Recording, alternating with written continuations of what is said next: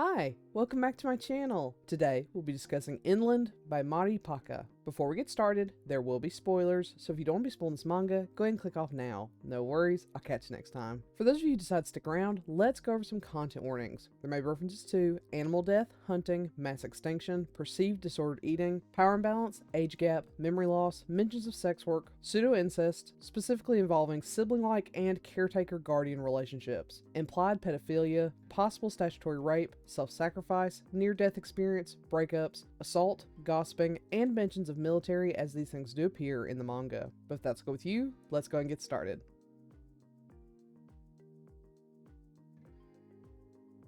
Jun and Itsuki have been forced to live isolated on an island for a long time. Itsuki's memories of how they got there and what their past together was before arriving here are gone. But that's never been an issue for him. As long as Itsuki is with Jun, everything is fine. But with the way the Earth is failing, they may not be able to be together for long.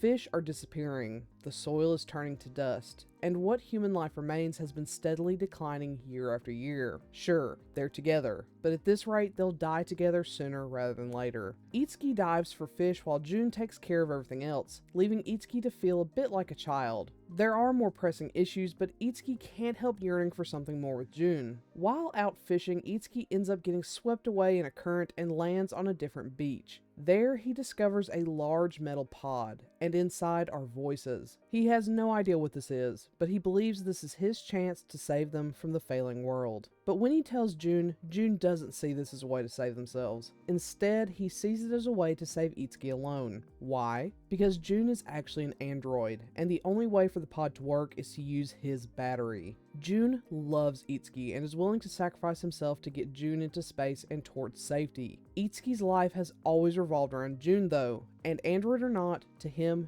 Jun is everything.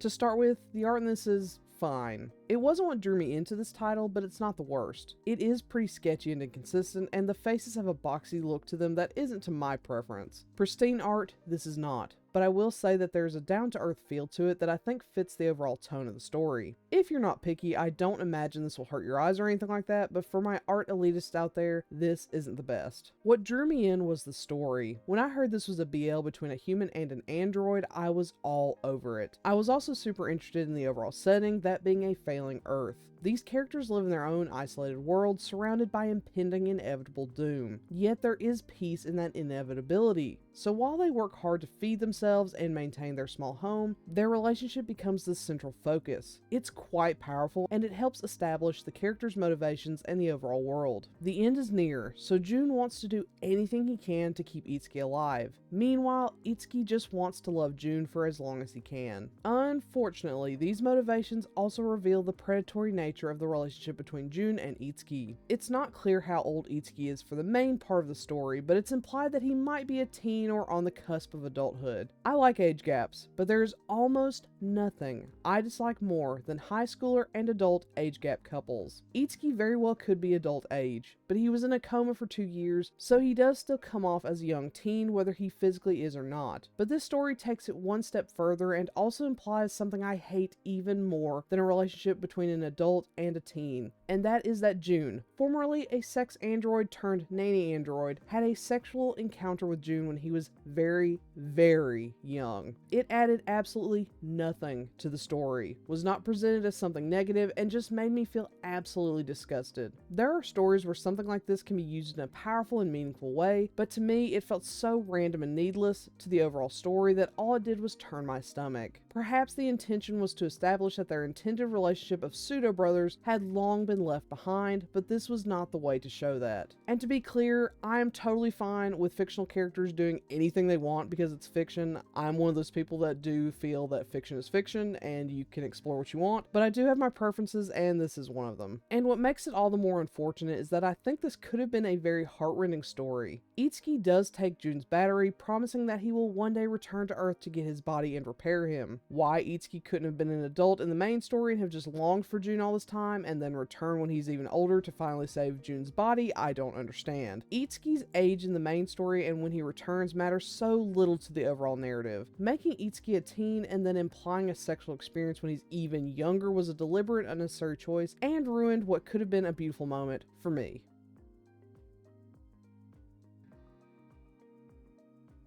With all that being said, this was one of the biggest disappointments I've had in a long time. The setting is intense and daunting, and the setup for the characters' relationship had a ton of potential. But then we get super unnecessary pedophilic content. Thankfully, the worst of it isn't explicitly shown, but what we do get is still weird. I would not at all recommend this. I will say I'm not here to yuck anyone's yum. This is a bunch of drawings doing things in a fictional universe, so I understand if people don't agree with my moral views on this title. I mean, I love non-con content, so I'm not a pinnacle of morality in fiction for sure. Still, I do think it's important to share this information for those who may want to avoid it. So, have you read Endland? If so, what do you think? Do you agree with my assessment? Do you not? Let me know in a comment below. Otherwise, I'll catch you next time. Bye!